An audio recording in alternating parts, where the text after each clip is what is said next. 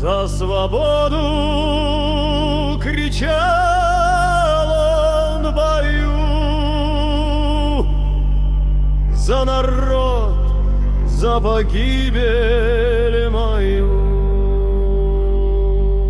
Я как волк, предо мной стая жалких щенков. Бойтесь, слабые, ведь сегодня на все я готов.